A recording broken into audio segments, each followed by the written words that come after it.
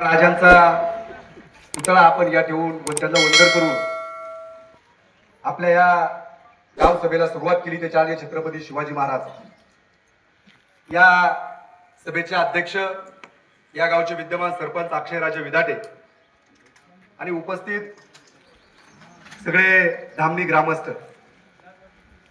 ऊन भरपूर झाले आणि या उन्हामध्ये सुद्धा सकाळी 7 वाजल्यापासून 7:30 वाजल्यापासून सगळे ग्रामस्थ या ठिकाणी उपस्थित आहेत. मी प्रथमतः आपलं या ठिकाणी हार्दिक असं स्वागत करतो. जवळजवळ 11 या ठिकाणी वाजले. आता आपण या निमित्ताने काही ठराव ग्रामसभेचे घेणार आहोत. ग्रामसभेचा ठराव जर तुम्हाला आवडला, सगळ्यांना मान्य असेल, तर वर राहून वर करून टाळी आपण सगळ्यांनी वाजवायची. आता सगळ्यात महत्वाची गोष्ट की आपण आजची ही सभा घेतली किंवा ग्रामसभा घेतली, त्याचं कारण काय? त्याचं कारण या ग्रामसभेने फार काही शासनाला फरक पडला असं मला तरी आज वाटत नाही. त्याचं कारण असं आहे की तुम्ही जर पाहिलं तर आपण काल सगळ्यांना तहसीलदार, प्रांत, पीआय या सगळ्यांना नोटीस ग्रामपंचायतीची दिली आणि सरपंचांनी सांगितलं की या ठिकाणी गणपतराव आहेत, आपले पोलीस पाटील आहेत, मिलिंद आहेत, ठाकरे साहेब आहेत. तुम्हाला वाटतं का आपल्या पत्राची दखल या अधिकाऱ्यांनी घेतली? मला वाटत नाही पत्राची दखल या अधिकाऱ्यांनी घेतली. म्हणून आपण पहिला ठराव करू की आमच्या हक्काची वीज, आमच्या हक्काचे पाणी आम्हाला पाहिजे, परंतु ती हक्काची वीज आणि पाणी आम्हाला देत नाही. आणि याचं कारण आम्ही सरकार दरबारी मांडतोय आणि एकही या तालुक्यातला मुजोर अधिकारी आम्हाला भेटायला सकाळपासून या ठिकाणी आला नाही. संपूर्ण धामणीकर ग्रामस्थ पहिल्यांदा निषेधाचा ठराव या ठिकाणी मांडतो. सगळ्या अधिकाऱ्यांचा या ठिकाणी निषेध आहे.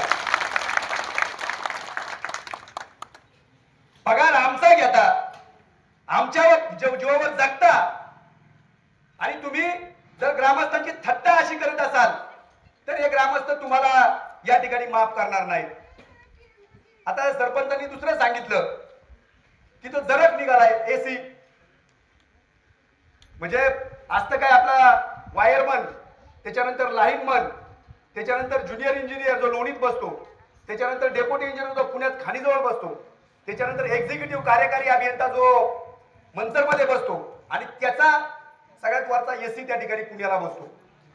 तुमची सभा चालू होती आणि मी फोन कार्यकारी अभियंत्याला केला, म्हटलं आम्ही असं बसलोय आणि साहेब काल मला सांगितलं होतं नामदार वळसे पाटलांनी माझ्या समोर जरकला फोन केला होता एसीला आणि जरक म्हटलं होता मी 2 दिवसापूर्वी येऊन जातो धामणीमध्ये. म्हटलं ते एसी येणार आहेत का? आणि आम्ही सागर सरपंच वगैरे आम्ही सगळे घेतले, आम्ही सुद्धा विचारलं ते येणार आहे खरं, म्हणजे बोलावला पण तो हराम करतो एसी 3 दिवस झाला आपल्याला भेटायला येतोय. अशी थट्टा त्यांनी चालवली. त्याची सरपंच साहेब इथे याची हिंमत नाही, कारण त्यांना सौर सोडून दुसरं काही कळत नाही. त्यांनी सौरची आणि सरकारची ठेकेदारी घेतली, तुम्हाला माहित नसेल. आता प्रतीक बोलला मला की तुम्ही मुंबईला गेल्यानंतर काय झालं. आम्ही 4-5 दिवसापूर्वी, म्हणजे वामनरावांनी सांगितलं, आम्ही मुंबईला सुद्धा अनेक लोक देवेंद्र फडणवीसांकडे गेलो होतो. गावात काय झालं ते तुम्हाला सांगितलंय. यापासून फार काय झालं नाही. परवा परत आम्ही वळसे पाटलांना घेऊन म्हटलं चला, वळसे पाटलांचे पीए, मी आणि आम्ही 7-8-10 जण शेतकरी मुंबईला गेलो. तिथे एक औंडेकर नावाचा डायरेक्टर आहे. मी जशी तुम्हाला चैन सांगितली, मी तुम्हाला सांगतो तशी औंडेकर हा डायरेक्टर आहे. 3-4 डायरेक्टर आहेत वीज मंडळाचे, म्हणजे मंत्री, राज्यमंत्री, सचिव आणि डायरेक्टर, आणि त्याच्यानंतर ते एसी वगैरे असतात. तर तिथे आम्ही गेलो. ते औंडेकर नावाच्या एका अधिकाऱ्याने, जो सरकारचा दलाल, मी आज या ठिकाणी तुमच्या समोर सांगतो, सरकारचा दलाल आहे, ठेकेदारांचा दलाल आहे, त्या औंडेकरने आम्हाला सांगितलं गेलं का तुम्ही धामणीकर वीज भेटणार नाही, पुढे बोला. त्याला बंटी पाटलांना बोलता आलं. त्याला मी म्हणलं साहेब तुम्हाला हे शोभत नाही बोलणं, तुम्ही शेतकऱ्याची टिंगल करताय, थट्टा करताय, अशा पद्धतीने बोलणं योग्य नाही. आणि त्यांनी जसा एखादा एजंट असावा, एखादा दलाल असावा, तसं तो औंडेकर आमच्याशी वागला. नंतर वळसे पाटलांनी त्याला झापला, हा भाग सोडून द्या. परंतु त्यांचं धोरणच आहे सोलर आणि सोलर. तर असे अधिकारी ज्यावेळेस असतील त्यावेळेस आपण काय करणार? आम्ही दुसऱ्या डायरेक्ट एका आयएस अधिकाऱ्यांना आम्हाला 1.5 तास बसलो, आम्हाला भेट सुद्धा दिली नाही. त्याचं नाव मला आठवत नाही, 1.5 तास म्हणजे लोकेश चंद्र नावाचा IAS अधिकारी होता, बंटी पाटील वळसे पाटलांचे PA बोर साहेब, आम्ही 7-8 जण 1.5 तास त्या हरामखोराच्या समोर बसलो, परंतु त्यांनी त्या ठिकाणी आम्हाला भेट सुद्धा दिली नाही. तेव्हा सगळ्यात आधी जर काय करायचं असेल तर या मुजोर अधिकाऱ्यांचा आपण या ग्रामसभेमध्ये धिक्कार आणि निषेध या ठिकाणी करू. त्याच्यानंतर दुसरा ठराव तुम्ही मांडला, मी आज मांडतोय. तुम्ही सगळे आक्रमक आहात, तुम्ही सगळे म्हणताय सोलर नको, सोलर नको, सोलर नको. मी सुद्धा त्याच मागणीचा आहे. कारण सोलरवर आपण द्रोणागिरीची पाण्याची योजना पाहतोय. सकाळी 8 वाजता चालू केलं का संध्याकाळी 3 वाजल्यापासून जुळजुळ जुळजुळ जुळजुळ जुळजुळ चालू होती. आणि जर आता शेतकऱ्याची यादी मी नंतर वाचेल, पण माझ्या माहितीप्रमाणे पारदरा आणि धामणी या 2 गावातील जवळजवळ 800 शेतकरी याच्यामध्ये सहभागी आहेत. आपण असं गृहीत धरू की आंबेडकरच्या आणि एसी जरगच्या मागणीनुसार आपण सौर पॅनल बसवलं आणि सागरा जलसिंचन योजनेची शांतारामने आणि सोमानी बटन दाबलं सौरचं. हे मी त्यांना सांगितलंय. सकाळी 8ला बटन दाबलं, संध्याकाळी 6ला ते संपणार. आणि बटन दाबल्यानंतर त्या सौरचं पाणी किती चालणार? 1-1.5 वाजेपर्यंत जरा बऱ्यापैकी म्हणजे 5ची मोटर असेल ते 2.5चं, बरोबर ना महेंद्र? 2.5चं पाणी आणि नंतर चाललं अर्धाचं. तर मला सांगा सागरा उपसा जल सिंचन योजनेत किती आहे सोमा लोक? 102 लोक. राहतं किती दिवस पाणी? 65 दिवस. 60 दिवस जर पाणी राहिलं, पहिल्यांदा जर सोमाची बारी आली, सोमानी जर बटन दाबलं 8 तासाची त्याला भेटले, मला नाही वाटत परत 60 दिवसांनी नंबर येईल. किती लोक आहेत? मग त्या हरामखोर जरकला आणि त्या हरामखोर आंबेडकरला ते कळायला पाहिजे बाबा एका योजनेत 60-60, 70-70, 100-100 शेतकरी आहेत. हे सगळ्यात महत्वाचं त्यांना समजून सांगायचा प्रयत्न केला पाहिजे. नाही तुम्ही बघा होणार 100% सौर. तर तुमच्या सगळ्यांच्या समोर मी त्यांना सांगतो, मी त्यांना सांगितलं सौर पॅनल आम्ही बसवतो, चला काय हरकत नाही, तुम्हाला पण आम्ही सांगू बसवा म्हणून. कारण मी स्वतः बसवणारी, लक्षात ठेवा. मी मगाशी सरपा बाऊस कतरच केला, म्हणलं का आपण बसू. त्याचं कारण असं आहे की आता आम्ही मीटर लावला त्या लाईटीच्या याला आणि जवळ 1.5 लाख रुपये लाईट बिल आलं. 1.5 लाख रुपये भरायला तर ठीक आहे, आमच्याकडे एकाला आम्ही वाढवलाय, त्याचे 11-12 लाख रुपये आणि त्याच्या व्याजावर ते भरतील.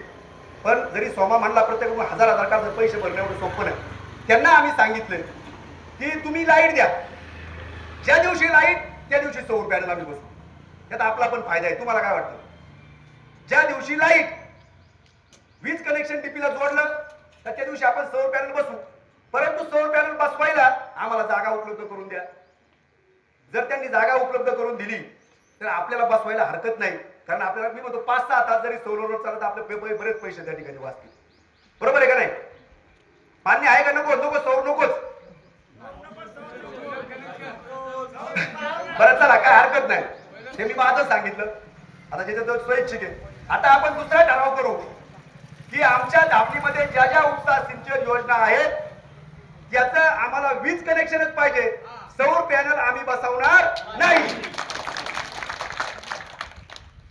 दुसरा ठराव आपला त्या ठिकाणी मंजूर आपण करू.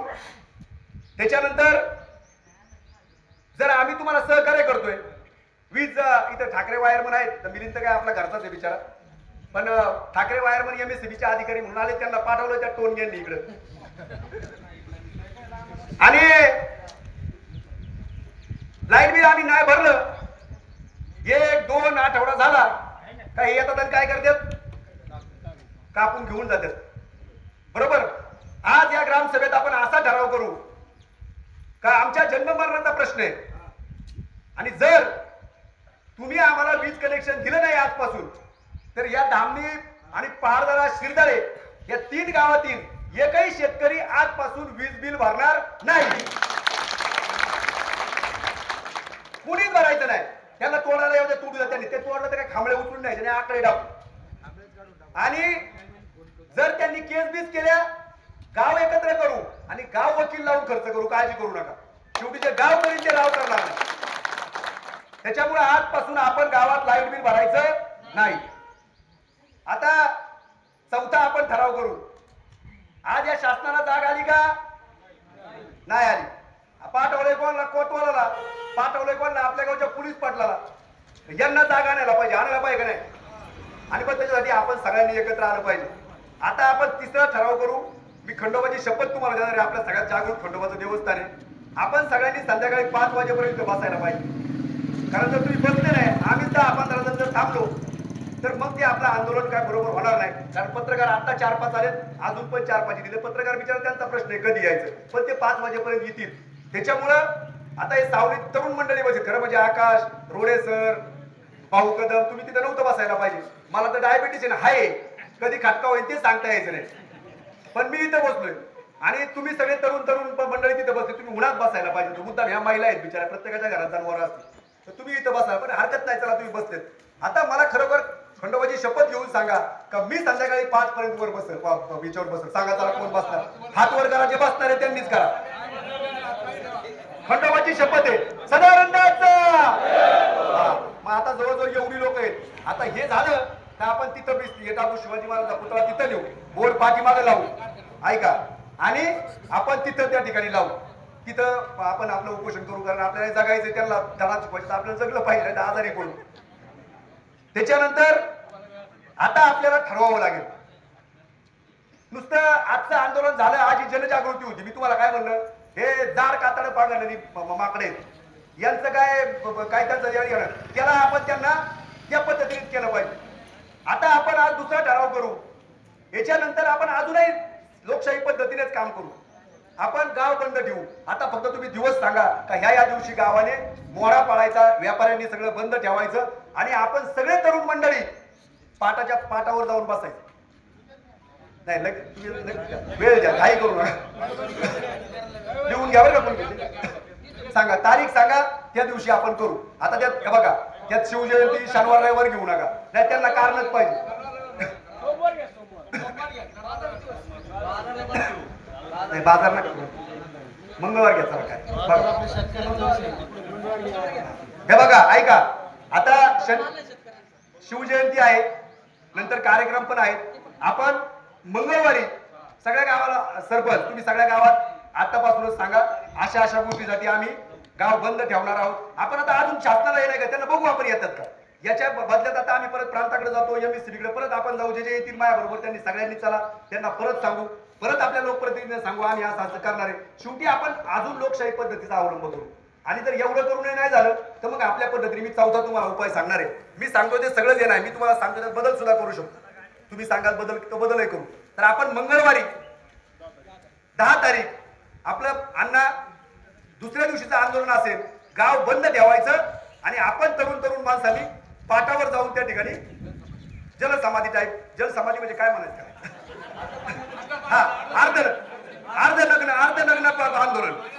हा, तिथं महिला येऊ नका, आम्ही आमचं जाऊ. हा हा बरं या तुम्ही या.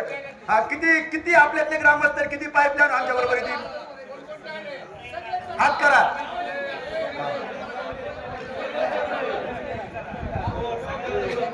ऐका, सगळे आले पाहिजे. आता तो प्रोग्राम असा असेल, पहिला आपण, मला पाणी द्या.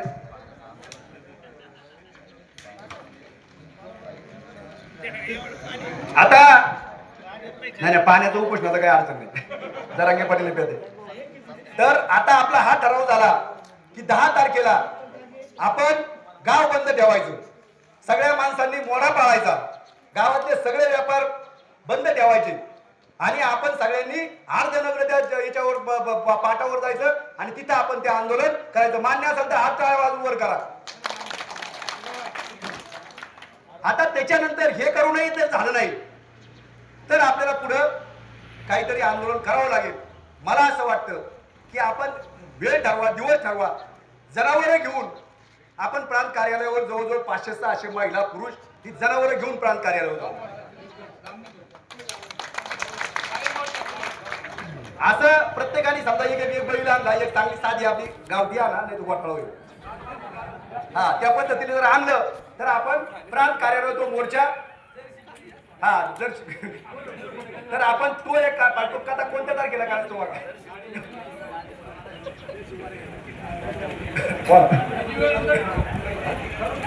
नाही लगेच सांगा, बोला सांगा. मंगळवार नंतर कधी करायचं? गुरुवार. हा गुरुवार. चला हे बघा, त्या थांबवा. आता त्याच्यानंतर आपण शुक्रवारी 12 तारीख आहे बरोबर ना, गुरुवारी 12 तारीख आहे. आपण सगळ्यांनी आपण आता त्या दिवशी आंदोलन त्यात आपण ठरवू, पण आजच्या ग्रामसभेत आपण गाव सभेमध्ये आपण हा ठराव करू की आपण 12 तारखेला सगळे ग्रामस्थ मंडळी जी म्हातारी लोक असतील त्या लोकांना आपण गाड्या घेऊ आणि आपण जी तरुण मंडळी आहेत ती लॉंग मार्च करून हातात काठ्या घेऊन पुढे जनावर आपल्या बरोबर 5-25 जनावर तरी पाहिजे लक्षात ठेवा, आणि ते घेऊन आपण प्रांत कार्यालयावर धडक मोर्चा त्या ठिकाणी काढू. हे किती आंदोलन झालं? 3रं. आता हे करून पण नाही झालं, आता आपल्याला कठोर व्हायला लागेल लक्षात ठेवा.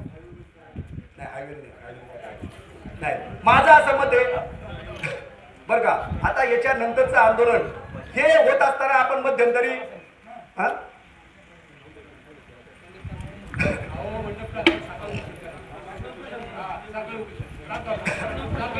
प्रांत ऑफिस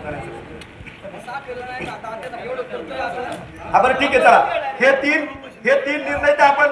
निर्णय तर झाले.